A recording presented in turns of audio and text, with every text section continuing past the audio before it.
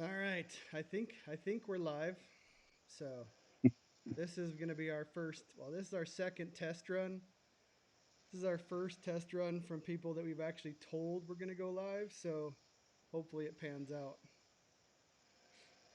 Jeff's more of a techno. He's technologically handicapped a little bit. So I am. we got I'm him. So we technically challenged. So, backing up a little bit, this is Avery Adventures. If you're on our channel, you obviously already know that, but this is Jeff Brozovich from longrangeonly.com. Thank you, Jeff, for embarking on this test run with us. Thank you. Glad to be here.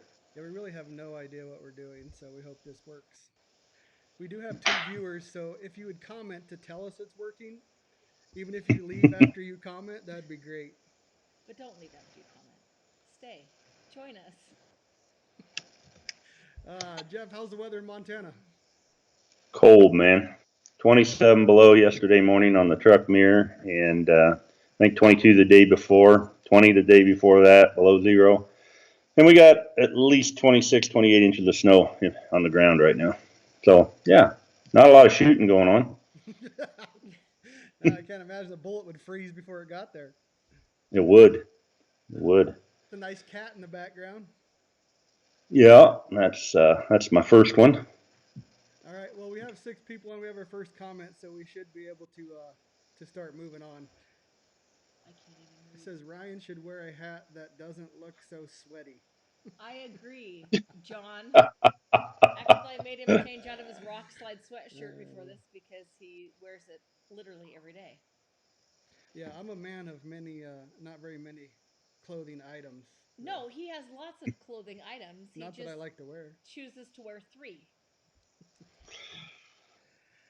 Well, let's jump into the show season, Jeff. If we have any questions along the way from our the viewers, we'll bring them up. But getting into the show season, do you see anything out there that wowed you? Anything that you have to have?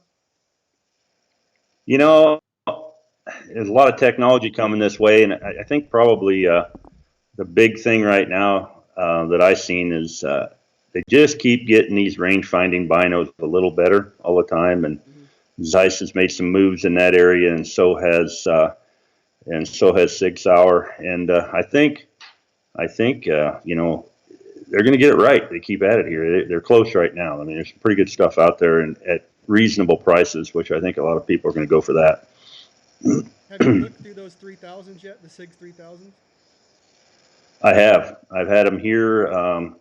Peter Howe came up from SIG and we played around with one and linked it to the Kestrel and messed around here. And I ranged out to 2,500 yards with them and we got a correction. And Daniel's got a pair right now. He's been messing with them.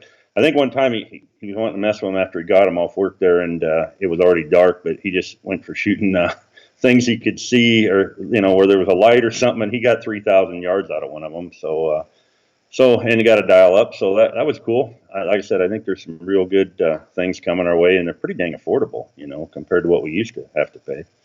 If you were to, I know it's kind of putting you on the spot, but if you were to say between that Zeiss rangefinder, the Victory rangefinders, and those Sigs, have you had much time behind enough the Sigs to know?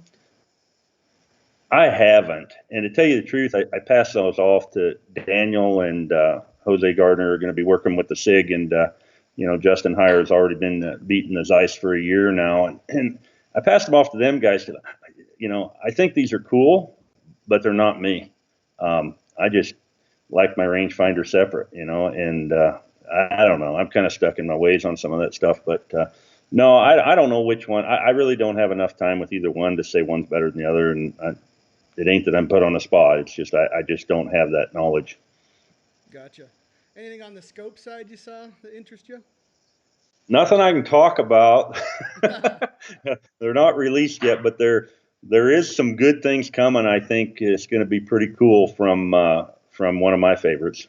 So I'm waiting for him to send us some of that and being able to talk more about it. All right, one of the guys asked, he's starting from scratch in 2019. What is the best way equipment to get a shooting solution and cold bore hits out to 1,200 yards? It's from B You Ricks. know, I'll tell anybody, Ryan, and see if you agree. If you're if you're starting out, download the $10 shooter app or the $30 applied ballistic app and learn it. and put good data in it, and you're going to get good corrections coming back. No, I would agree. You should find out if you like it, because Yeah, and it gets you the education it'll give you by all the data entry, and getting used to that stuff and how to build a profile for your rifle and your ammunition and what the whole thing is all about as a, just to get used to the flow and then move into more complicated devices if you need to. I still use Shooter. I still use Applied Ballistics mobile app, I've got it in devices like my Kilo 2400, and we've got it in a Garmin Fortrek 701. We use all that stuff, but I still use my phone apps, when I need to. right. And I think always the weakest thing on any long range system is going to probably be you and then your scope. So you got to get those two things figured out before you get too excited about it. Yeah, definitely. You got to have a scope that, a reasonably accurate rifle. And some people think, oh, I got to have a quarter-minute gun. You don't. If you got a 1-minute gun, the 1,200 yards we're talking about here, you're shooting a 12-inch circle. You're shooting a pie plate at 1,200 yards. So if you got a 1-minute gun and you know how to shoot it, then the next thing is good data entry and a scope that'll track and return to zero. If your scope will not track to the MOA or the mill, you're screwed. And you got to come back to zero. Your zero is very important. All right, this is kind of jumping ahead, but somebody already asked. Carl Scott asked about the big 30 you're building and the 230 CEs, but I think they're 240 CEs, aren't they? I got 220 cutting edge laser maxes to test and 240s, 220s and 240s, all in the cutting edge laser max, which is their hunting bullet, their tipped bullet. It all generated from, I called Dan Schmidtko up at Cutting Edge Bullets, and I said, hey, I want some big bullets. What can you do for me here? And we talked about the different things and this and that. And I mean, literally, we didn't talk anymore. And a month or so later, I got them in the mail. And I'm really anxious to get them in something that'll push them. Right. On those cutting edge, how are they? I know they're different, but I'm kind of asking for the people listening. How are they different than, say, the ELDMs with the tipped? Well, the whole thing of it is, you're talking about the ELDM being a cup core bullet, which means a copper jacket and a lead core. And the cutting edge bullets are all lathe turned. They're all solid copper lathe turned bullets. The tips do the same thing on both of them. They initiate expansion. Obviously, a solid without a tip, even if you can put a hollow point in it, but it better be a big one because, copper is going to be harder to expand than lead. And so you design the right tip and you put the right void of cavity behind it, and you get expansion, and that's how they do it with the cutting edge. All right. And then your big 30, the 300 HCM, what's the specs and the plan behind that? The plan is I've got everything here right now, and we're just days away from getting the action. And the reason we're a little held up on the action was in the middle of all this research and development and looking at things and talking to barrel manufacturers and everybody and looking back at the problems I've had with Lapua size bolt face cases and things. We elected to go for a larger barrel thread. So that means we had to redo the action I had here. And so Curtis Customs, and I've been working with Chase Curtis and Joel Russo on this, and we added they added an integral barrel lug to the action, which allows me to have more thread area, and then also open it up to a 1.1 thread diameter instead of the old 1.062 that the Remington 700 has. And what that's going to do is when you put these big cases in, it's just going to allow the barrel to retain more meat around it and be stronger. And then the other thing is, this case is so long, we had to have custom-made barrels made with a 3-inch shank on them, with the 1/250 shank 3 inches long, so that we weren't protruding into a thin part of the barrel with that long case. So that's where we're at with it. The action's supposed to be done any day and be here. Barrels are here, stocks are here, all the other stuff is here. And I've been talking with Robert Vestal. I think Robert's going to chamber that one up. So just waiting on that action and send it out there. And we're looking for big things. I mean, it's going to burn a lot of powder. I got about 5 different powders to try in it. But I'm hoping, and this is all just a prediction, but I'm hoping if I can push a 240 to, somewhere around 3,300, it'll be something to behold. Gotcha. I'm going to bring this mic closer. People keep telling me they can't hear me. Daniel, if you're listening, is this any better? All right. On that barrel, the barrel tendon, because we ordered 5 proof barrels that we thought you were going to use, and I'm using one on a 300 plus P edge. Can you explain why you won't be able to use that one, and what the risk is if you did use it? Well, the big thing is there we better mention that these are proof carbon wrapped barrels. And so obviously to wrap them, you have to turn down the contour of the stainless steel underneath. And you don't want your cartridge case with the bigger diameter case like the High Country Magnum or the Lapua Improved or something like that. You don't want your cartridge case protruding out underneath the carbon wrap and, possibly creating a thin area on the stainless to where you could get, I mean, probably the chances of it blowing up aren't there, but the possibility of you getting an expansion under pressure and then coming back, causing hard extraction, is real. And I think I've even been into that area before. So by going to a larger shank, and those were 1/200 shank barrels, which is fine with the edge diameter case. But when you go to the High Country Magnum case, which is larger bolt face and larger case diameter, we had to increase the shank diameter to 1/250. And then, like I say, then maintain that 1/250 for 3 inches before they started the carbon wrap, where the other barrels were at 2.5 inches. So what do you think then that's a 28-inch barrel, correct? Yes, it is. Do you think you'll be able to push those 240s? Do you have any even estimate on how fast you'll be able Well, I think 3,300 is what I'm hoping for, and we really don't know. A couple things I think I got in my favor is that cutting edge bullet, being a bore rider, it has hardly any bearing surface, and the acceleration rate's going to be pretty good. And, I think it might zip right up there. I mean, I'm shooting them in my big 375 and seeing phenomenal velocity out of the bigger 400 grainers, So the next logical question that people are going to ask you is, why not just use the big 338? I had the reamer and I was going to do all that, but hey, this thing's a 1/2 inch longer than the big 330. Oh, you mean for do the 338 instead of the 30? Either way, even like a big 338. Oh, the being a 338 Country Magnum is what you're saying. Right. Really no reason other than I've got a 338 pushing, 300 grainers to 3150 right now, and I can even push it harder if I need to. But I don't know. I like a big 30 for an everyday hunting rifle, and I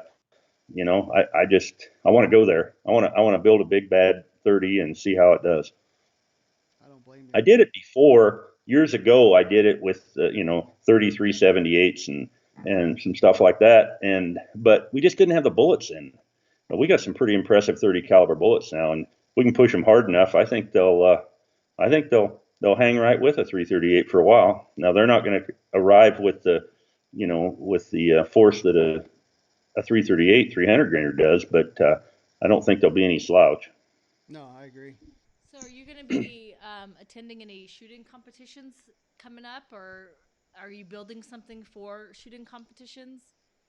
We're building so many rifles, Tanya. I'm having a hard time keeping up. We actually are. We have 2 barreled actions going together at Snowy Mountain Rifles right now in 6 Creedmoor, and Daniel and I are going to dip into a couple little PRS events this year. One being the S3 Sniper Challenge that's coming up in April, and so we'll be shooting those Snowy Mountain Rifle actions and barreled actions there and putting them in McMillan. I think we got McMillan A6s to match our Voodoos. So we'll have the Voodoos for trainers, and those will be our PRS type guns.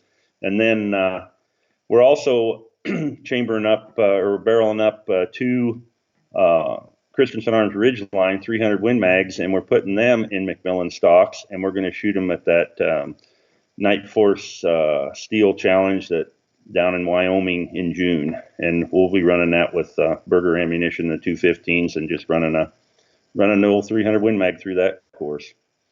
So what are your thoughts on that 6.5 PRC craze that is going on, or is still happening, I guess? Before you answer that, she's right. The 6.5 PRC craze, and me and you are both not shy about how we love 7 mags.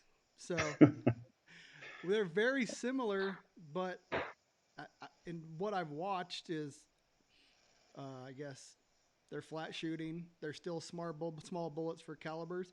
So if you were not going to shoot elk with them, tell me that side of it. And if you are going to hunt elk with them, tell me that side of it.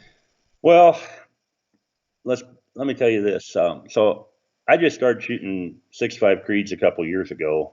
Um, just messing around with them, testing rifles and stuff, and I kind of found a place where they fit in my lineup. And then comes along the 6.5 PRC. So if it's faster, I'm going to take a look at it.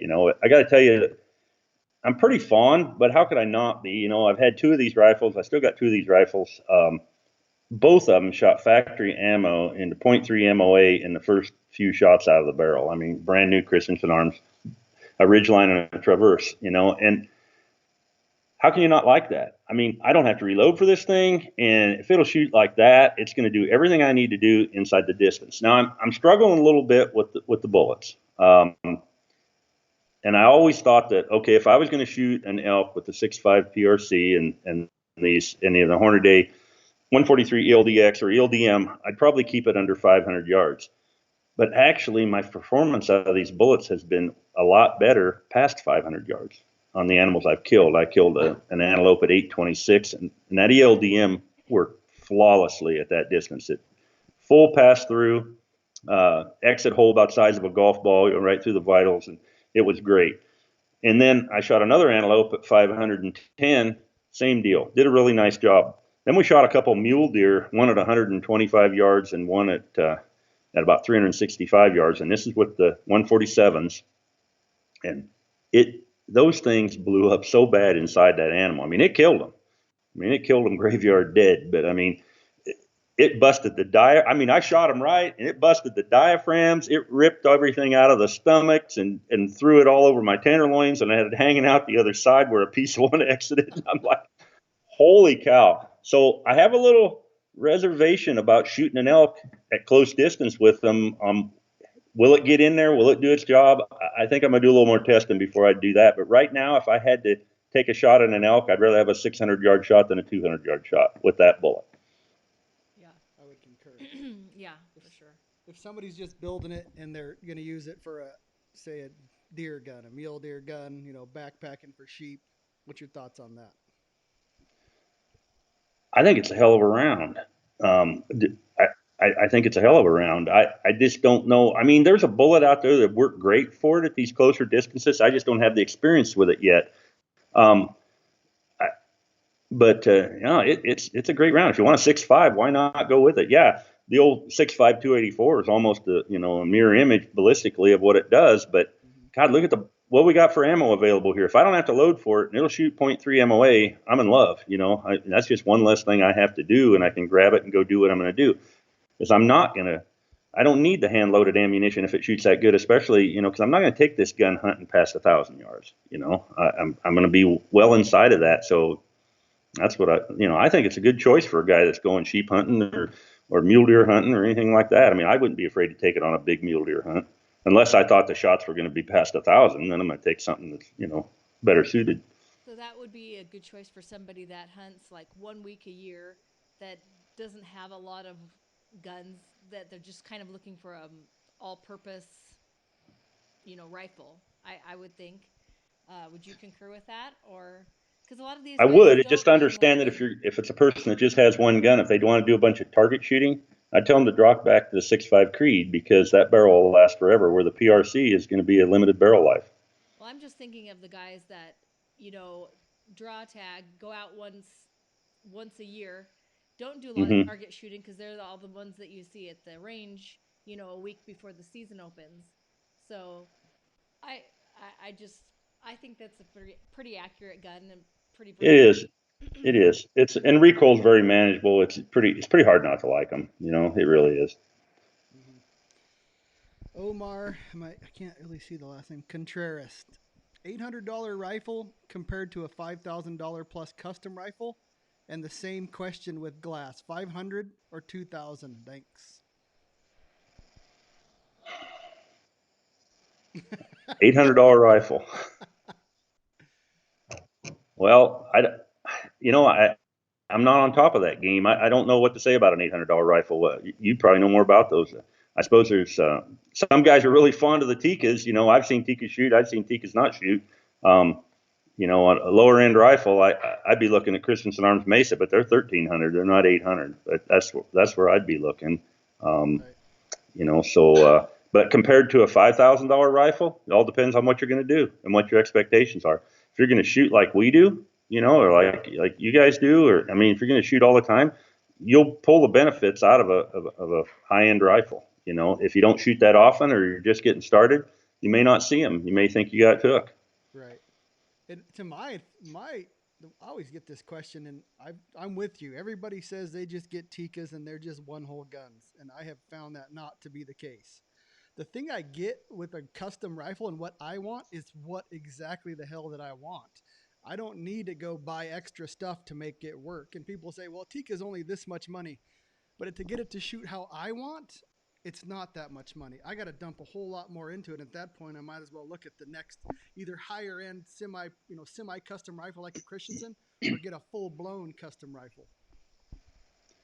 I'd agree with that. And when you get to the level that, where we're at, I mean, you do start that you define exactly what you want to hunt with, and you find those favorites. And once you've defined that, then that's when you want to go and have a custom build and get with that smith. And we're blessed with a lot of good ones, get with a good smith and talk about every piece that's going into it. When you get it, I'm pretty sure you're going to like what you got.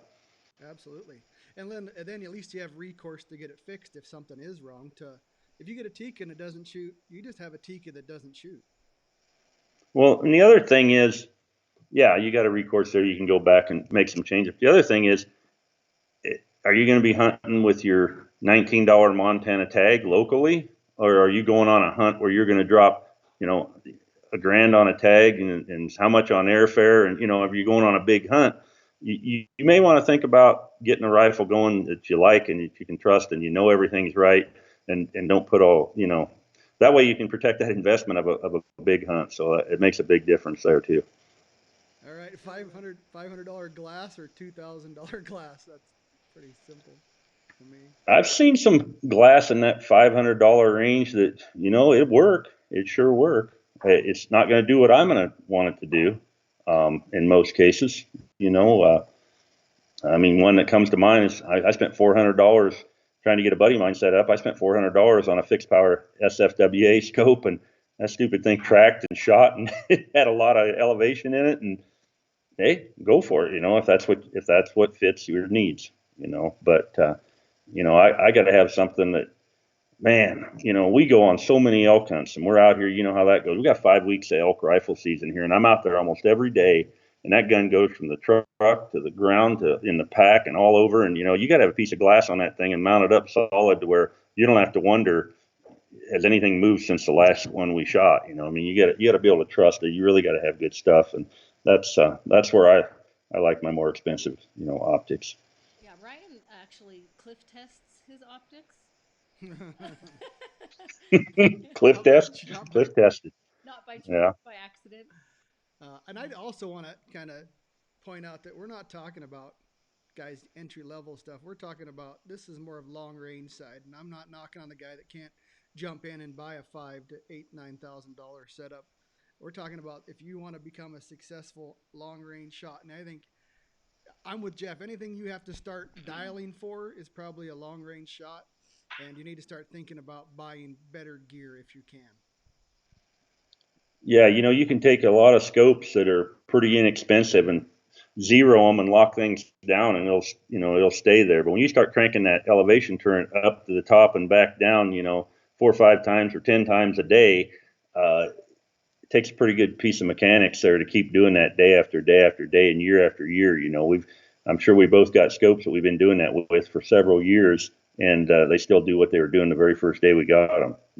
Right. So that's what we're paying for. I think a lot of people balk when we talk about prices for a lot of stuff for hunting, but if you realize that that's our primary hobby, and you think about other people's hobbies like snow skiing or water skiing, or they're dumping money into expensive boats and It's priorities. gear every year. I mean, so it's just a matter of prioritizing your hobbies, I guess. If you're going to have several of these hobbies, yeah, you might have to make some choices, but it's not as crazy as it probably first sounds when you hear it. because I know that some people that snow ski every year are spending thousands and thousands of dollars for a very short season. And I know our seasons last longer than theirs. Yeah. Ask Daniel about a snowmobiling habit. Yeah. Yeah, we have a neighbor that has a snowmobile that doesn't run more than it runs. So I don't know. But anyways, yeah, I guess the end statement is buy the best that you can afford, because usually, And research it. Yeah. What, yeah, what you're Research going research to it. do with the it over application. time. Um, yeah, I was really going to don't. say, There's is there another any question. other question? I We can't read that. we put this way too far away from it. What data do I need for the shooter apps? How am I collecting it? I guess from the Kestrel.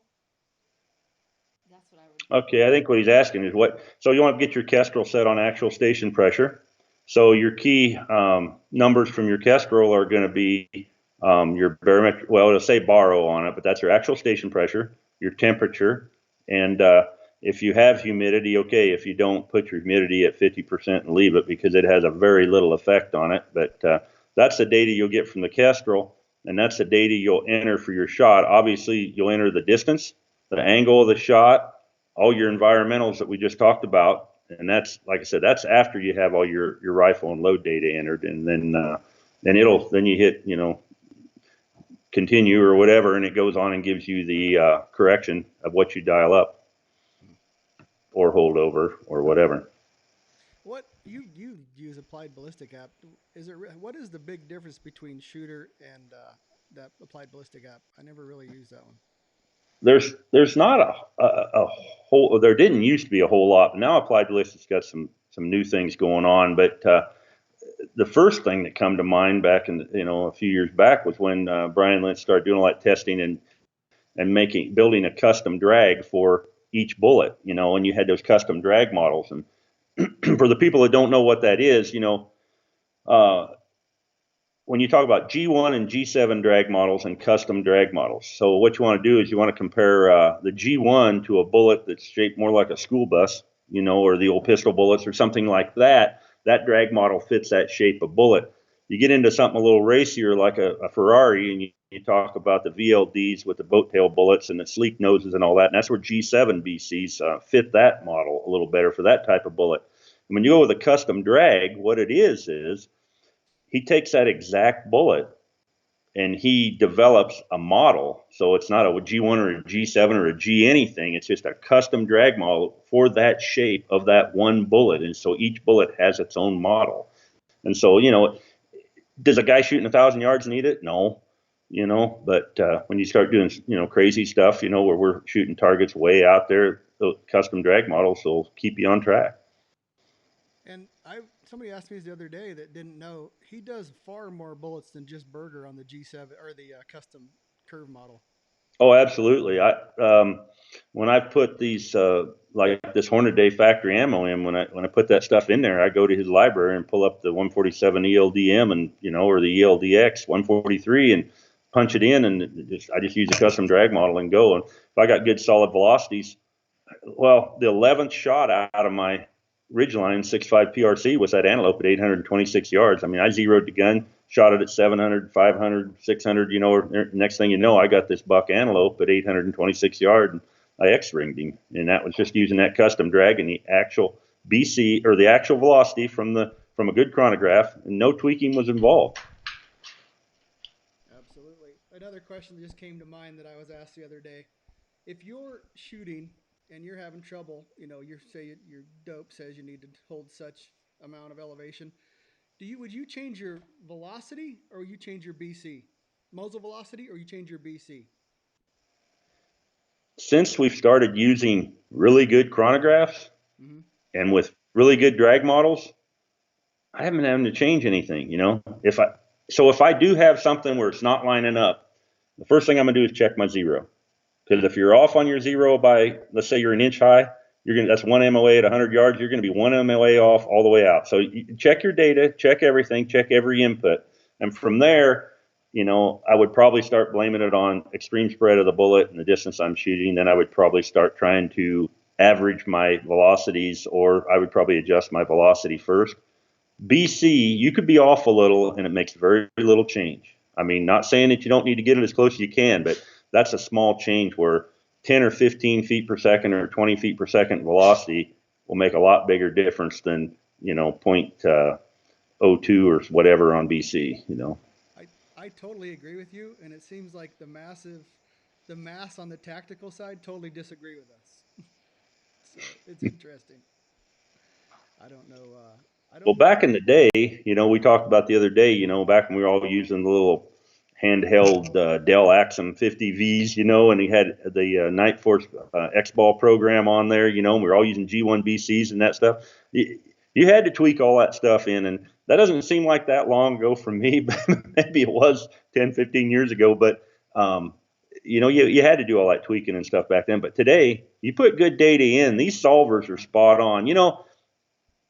I don't know if you remember when I went to that ELR world record shoot in Pahrump, Nevada a year ago before shot. And I was out here shoveling snow to lay down and dial that new rifle in, that new big 375. And I was using Applied Ballistics, AB mobile app, and I was using Brian's custom drag model for the 400 grain cutting edge laser. And I dialed that gun in here, and Diane and I actually pulled off, went out in the desert, and I shot a couple times out to 2,000 yards with it. And I went to the match. And I shot the match, and I made 2 out of 3 hits at 1,500 and some yards, and a couple hits at Hold on, Jeff. 2,011 I think the yards with that UPS thing, guy's here. Hold on, just a And second.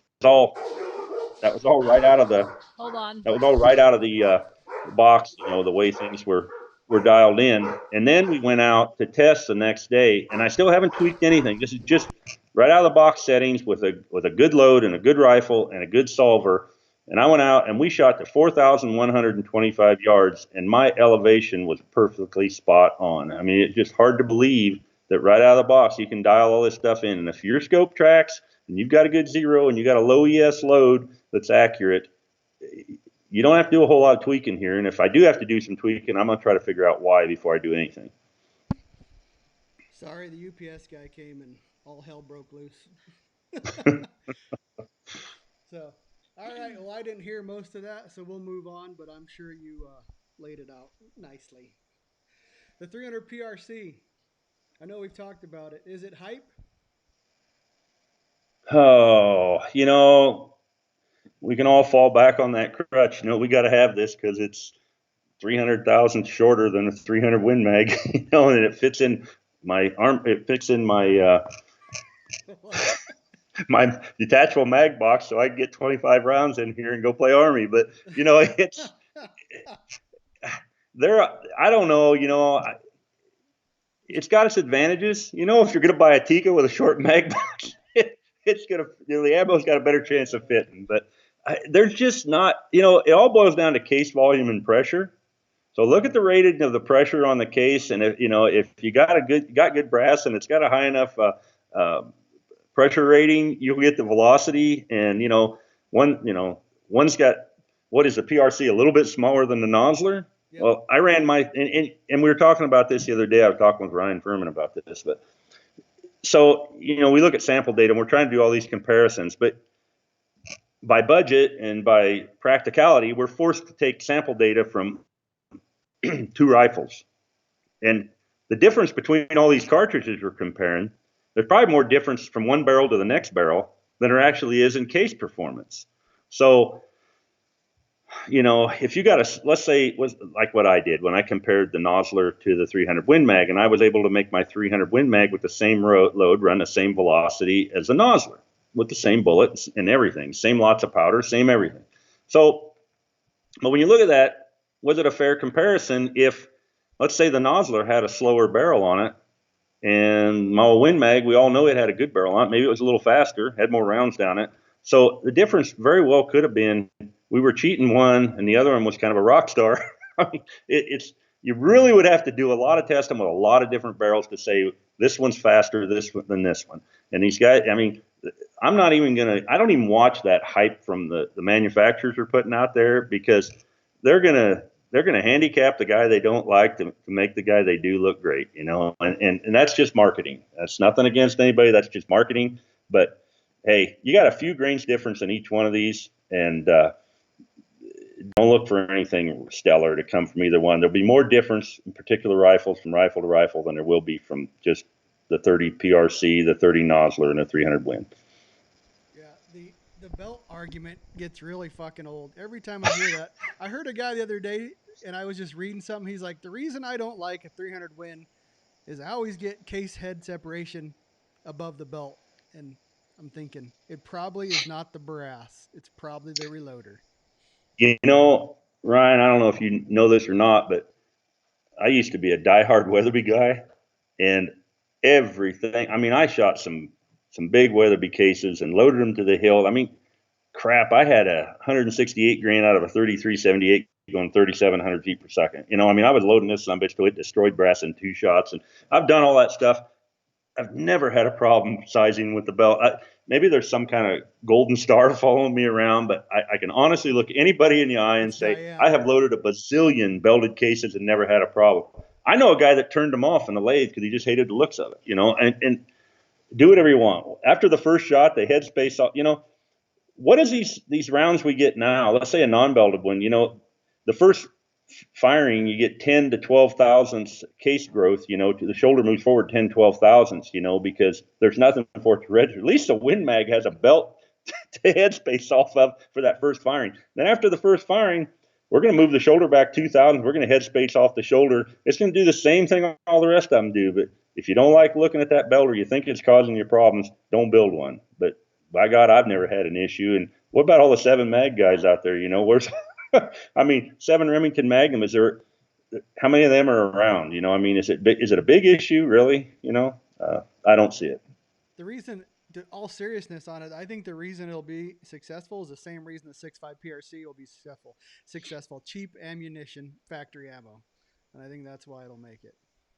You know what? I'm gonna attribute some of this to just in the last few years. You know, we started testing that ABM factory ammo, which is now Berger Munitions. You know, my God, I never, you know, I'd not shot factory ammo forever. You know, I just gave up on it years ago and stuck in my ways, just kept reloading. And I started shooting some of this stuff, and it looked really good. And now Hornadays followed suit with their ammo. It shoots good. You know, it shoots really good. And so we're blessed with a lot of product out there today that's a lot better than it used to be. I totally agree, and that outside of a few pieces of the 6.5, the 147 ELDM factory ammo, it shot really good. It shot really good. So yeah, and I haven't got a I haven't got a bazillion rounds down them yet, but I've been shooting them quite a bit, and yeah, and before that, the 6.5 Creedmoor, you know, that was all factory stuff. I was buying a Hornaday, and crap, we killed some antelope out there, 600 yards or better, you know, and it did its job, and so yeah, I think that's a big thing right there. A guy that don't want to invest, you know, all the money in reloading or learn how, you can buy some pretty good ammo. Absolutely. Chad Torres, I believe, says, do everything hunting caliber javelin to elk for his son to train to shoot for long range. Currently using a 270, considering something with more horsepower. Thoughts? It depends on, I guess, how old your son is, but I guess Jeff, give it a go. Well, you know my friend Cody. You know, we did some lion hunting together, and his young son Wyatt. You know, Cody's dialing him in, and he asked me the very same question. He started Wyatt out, you know, on a 25-06, you know, until he got a couple years of hunting under his belt, but then Wyatt started shooting his 338 Edge more than he was shooting a 25-06. So, like you know what? For Christmas, Wyatt's getting a new Ridgeline. It's on order. It'll be here any day. We're hoping tomorrow, maybe. But anyway, he's getting a Ridgeline and 300 Win Mag with a good break. So that's what he's going to be shooting. Nice. So if you get the right rifle, the right stock, and a good break and some hearing protection, get him. If he's going to hunt elk, give him a rifle, they'll kill it. You know, but teach him to shoot first with something smaller. Yeah, absolutely. Make him sure he's not scared of the gun before you bring him a big gun. Yeah. So this extreme long range craze, do you think it's helping or hurting long range hunting? I don't think it's hurting, because what I see in the ELR shooters is not that many of them are as big into hunting as I am. I'm kind of the oddball there. I care more about hunting than I do the ELR, but the ELR entices me to go, test the limits. Um, it's making me a better wind reader. So I think in my world, it's helping me with the hunting side of it. As far as it doing anything, that it doesn't matter whether you're hunting with a bow or what. You're always gonna have them guys that see somebody else, shoot a target at 2,000 yards, and they're gonna go buy that rifle and try to do it on, game animal. That's more the ethics that lies inside somebody's heart, than it is with anybody. Just because a guy that did it at a target, But I don't think it's really having that much effect. I think it's probably gonna bring some knowledge on board that hopefully we can share that and make people more efficient. That's where I would hope it's going. Yeah, I think it definitely, as we talked about this off air, obviously, it definitely starts telling you your limitations on, Yeah, yeah, yeah, it'll humble you real quick. yeah, I mean, but we're getting there. It used to be 1,000 yards was a challenge. I mean, that ain't been that many years ago. And now, then it went to I just got to hit something at a mile. Well, now if the conditions are good, and I think I got the wind under control, I can hit a steel plate at a mile pretty regular, and I don't think that's too big a deal. But just move from that mile out to 2,000 yards, and things get it starts getting more humbling. So what I'm wondering is, is that craze going to follow? Or are we just going to keep getting that much better? Are we going to improve our equipment and our and our knowledge and just get better at it? But I still don't think that it's going to make hunting at a mile that much more practical or anything. But we might be down. It might help us a lot. We might be a lot better at our 800-yard shots. So what you've seen is not a lot of competition shooters are also hunters. They just, if they're competition shooters, they mostly stay as competition shooters, and there's just a small portion of them that are also hunters. Yeah, that's kind of what I'm seeing. The guys that are into the competitions, that's all they got time for. Yeah. They're traveling, they're rebarreling, they're working constantly to get to that point. They don't have time to do what we do in the hunting side of the world. I mean, there's some guys that break off and go hunting, but I don't think they're taking their ELR 35-pound rifles to go do it. And we've seen what happens when some guys take a big 375 and put it in a 12-pound package, and a couple rounds with that, and you're kind of tired of that already. So I mean, it just beats the hell out of you. So I don't see it coming back that way. I think it is two separate games, and I just happen to have the luxury of having a big 375 where I can go play at a couple of these, but I'm going to shoot a couple competitions a year on the ELR side, and that's all I'm going to do. Sure. gotcha. Yeah, that makes sense. I should have. His computer is too far away. Do you need my reading glasses? John Scanlon, without asthmic, asthmic, atmospheric and altitude adjustments, what yardage will you start seeing noticeable point of impact errors? It's a pretty good question. Um, it depends on the cartridge, obviously. Well, let's just take the 6.5 PRC. I think as long as as long as you know what your holdovers or your dial ups are at that distance, and just because you changed altitudes, I think 500-600 yards you can get away with quite a bit. But when you start stretching out past that, you're probably going to be disappointed. Yeah, I would totally agree with that. I've been thinking about this a lot, and I wanted to ask your opinion. Long range hunting bullets, are they, and I'm not talking 1,000 yards, I'm talking 1,200 and out. Are long range hunting bullets still the weak link? The weak link. Yeah, so I'm doing a podcast on the elk that I killed this year. I found him, but I didn't find him for 6 days, and Mm-hmm. that bullet was a complete failure in my mind. I hit him three Mm-hmm. times. I mean, it killed him. But as far as when I shot the moose at 1775, and that was with a Sierra Match King, and it didn't open. I shot a bull at 1583, and it killed him, but it didn't seem to open that much with a Berger 300. Do you still think that? I mean, what's your opinion on that? Is the weak link, or is it not hitting bone, hitting flesh? I mean, what's your opinion? No, it's definitely impact velocity is everything. And actually, the bullets I use, which are usually burgers. I don't care if they say target on them or if they say hunting or what. It doesn't matter to me. They all I've shot enough of all of them. They'll all there's other things. A few feet per second impact velocity, or like you just suggested, you hit a rib going in or you missed a rib going in, will make more difference than the 3 or 4 thousandths thickness in a jacket. But what I like about the bullets I use is I get maybe even too much expansion at 100 or 200 yards, but I'm still killing stuff. I've never had a problem.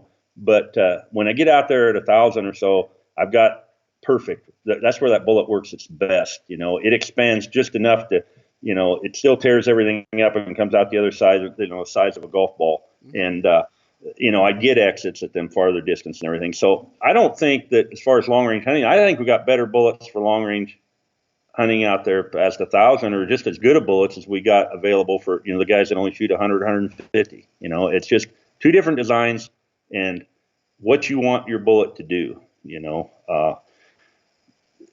I really don't think that's a problem. Now I know there's some bad designs, and I know what you went through with those. My longest shot ever on an elk, was with a 300 grain Sierra Match King, but he was kind of quartering facing me, and I went in through some pretty thick stuff and bone, and it tipped him up over backwards. He reared up and fell over backwards, deader than a hammer. Sure. So it worked just fine. But look what I did with it. I went through the tough stuff first. So no two shots are ever the same. No two bullets are ever going to exactly act the same. Whether you go through thick hide, thin hide, how much muscle before you hit bone, if you do hit bone, if you don't hit bone, if you just fly through the jello lungs and out the other side and miss the ribs, No, the angle that's coming in, that was something that's pretty impressive. I haven't got around to writing that story yet, but my moose this last year, excuse me, but I was a long ways away from that moose, and I had my, 30 nozzler with a 215 burger, and the thing I didn't account for was I was very high on a hill. And my bullet was dropping at a pretty rapid rate past 1,000 yards. And I should have aimed higher on the animal, because when a bullet come down, it was coming in high on one side and going out low on the other. I mean, when I seen the exit, I'm like, holy cow, I was way low. And then I go around and look at the entrance side, and I said, no, I was right on, So these are all things we got to learn. So that's why I'm saying no two shots are ever the same. The angle the bullet goes in, what it travels through. You're never going to get one bullet that's going to be perfect in all scenarios. It just ain't going to happen. I don't remember, but refresh my memory. How did that bear wound channel look that you shot at, 1702? It was perfect. It was perfect. That was that was a 300 grain OTM burger, HBN coated, and I check all my tips. I don't open them up any larger, but the tips were checked on those to make sure they were open all the way back to lead. That bullet went in and clipped the bear was quartering away from it just a little bit. It clipped the muscle on the backside of the near leg, went through the heart and out the other side in front of the shoulder, at the base of the neck down towards the, more towards the shoulder there. And the exit hole was about an inch to an inch and a quarter, about the size of a quarter is about what it was. Gotcha. What was the impact velocity on that? Oh, don't quote me here without looking at my app, but I'm going to tell you 1650. Gotcha. It's pretty close. Yeah. That's still bringing it. That was with the 338 Terminator, correct? That was, and I'm pretty sure. Yeah, I was running that thing at 3,200 back then, and it might have been a little bit faster than that. I'd have to relook at that data. I don't remember, but it was well under the 1,800 feet per second that they claim they stopped expanding, and that one it sure did. Yeah, that's the thing in the back of my mind is it's, do you hit a shoulder? Do you not? And like I said, I'll do a podcast on that elk, but I think about it every day, and I'll definitely bring those bullets into the storyline. But I think if you had one bullet, 1,400 yards, gun of your choice, what's it going to be? 300 burger OTM right now, but I haven't hunted with these cutting edge, lasers yet. I just want to get some data before but if I got to pick one today, and a 300 burger is where it's going to be. I mean, that thing at 1,400 yards, I'm past where unless we see something out of these great big 30s that really changes my mind. I mean, if I know I'm going to go out and shoot 1,400 yards on an elk, Mhm. I'm going to take a 338 if I have the option, you know. So, Yeah. I mean, that's where I'm at today, unless, like I say, we get one of these big 30s that just like, holy cow, you know. But we'll have to see that. Yeah. B. Ricks asked, how important is angle? My older Leica does not display that. So how important is the angle of the shot? It's about like anything to do with a long range shot and a shooting solution. Anything that's an error. So let's call that angle an error. That means if we don't account for it, you know, it's going to be off. All your errors are on a vector that magnify and multiply with distance.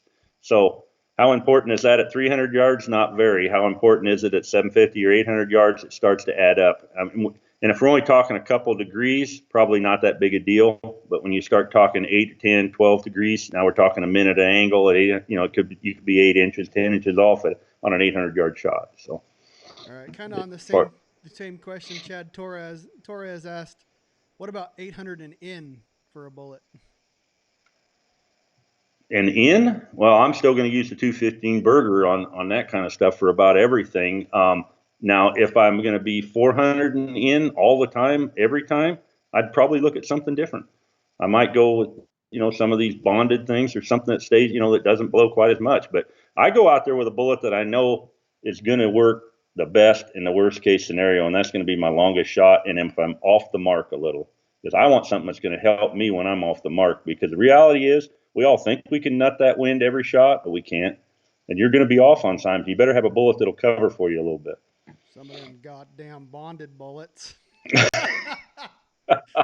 No, that's all right. They're all right. I just want, as long as they'll expand it, you know, at 1,500 feet per second. And to tell you the truth, I wish maybe if they bond the back half of some of these bullets we're using, maybe it'd be a good deal. I'm not against bonding. The problem is there ain't nothing out there that'll do what we're doing with these bullets that we're using. You know, I mean, the longest worst case scenario. Carl Scott asked, any experience with the 30 cal 225 ELDMs on game? Only what some friends have done, and you probably got more experience in that than I do, Ryan. Only what some friends have done, and what I've seen around and read from some trusted sources. And I haven't seen a whole lot of bad. I've seen a little bit of bad, but you're always going to get that from any bullet. There's always going to be a guy that had a problem.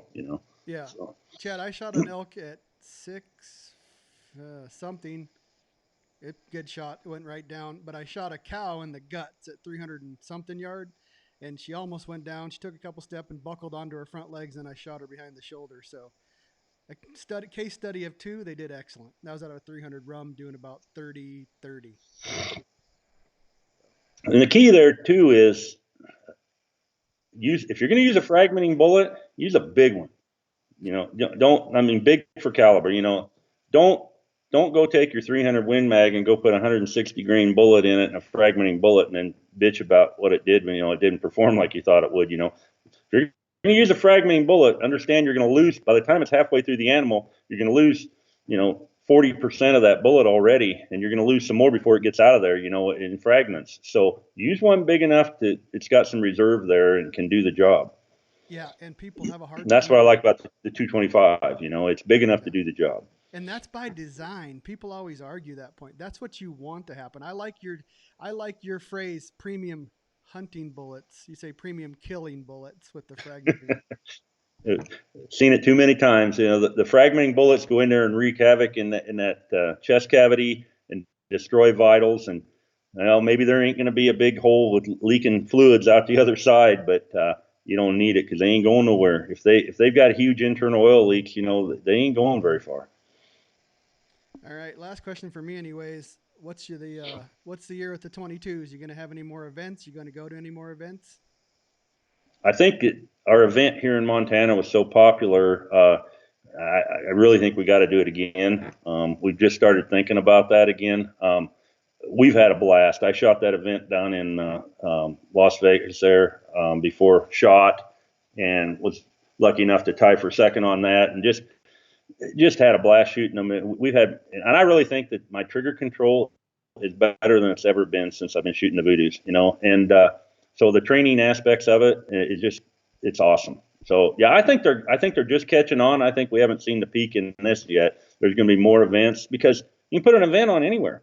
If you got a range out to 500 yards you're into some pretty, long distances for a 22. I've shot mine to 850, but let's face it, you start hitting targets at 500, you're doing pretty good on a 1 foot target that we use. I don't think it's even nowhere near peak yet. I think there's all kinds of games. You can do the PRS style stuff, or you can do the ELR style stuff. Anybody can get into it at any level and compete. I think it's going to roll. I think it's a big deal. I love it. I think it's a great way to get somebody new, whether it be man, woman, or child, into it with no bang. It's really no recoil. And the one thing you kept bugging me on getting one is you almost know instantly what you did wrong when you broke that trigger. Oh, gee, I was shooting. I shoot flies at 50 yards. If I'm shooting a group or checking my zero at 50 yards, I mind a fly lands on a target. And I don't know how that peanut butter got there, but if that fly lands for that peanut butter, I've showed you pictures where I shot these flies at 50 yards. They're that accurate. But if your trigger control is a little messed up, you'll hit right next to him. Or the same way when you're shooting a group, it'll tell you and you'll know it. When you get a little sloppy and think this is too easy, about that time you put one outside the one ragged hole that it was shooting, and then you go right back to the hole. It was you, and it was just you got a little sloppy with that trigger and with your press. Absolutely. We're coming up on an hour, so Tanya, you got any more questions? Yeah. How's Diane? How's Diane? She's lucky. Well, I know. She's lucky. I know. She's lucky. She's lucky that you've entertained me here for over an hour now, and she's been in there doing her thing with her jewelry or whatever, and I haven't bothered her once. Jeff, these women don't know how lucky they are. They are lucky. Are awful. Yours and mine, especially, Ryan. They're so lucky. Right. Well, I appreciate you coming on. We'll have you back on again, and again, thanks. Thanks, Jeff. Yep. Thank you for having me. I'll take care.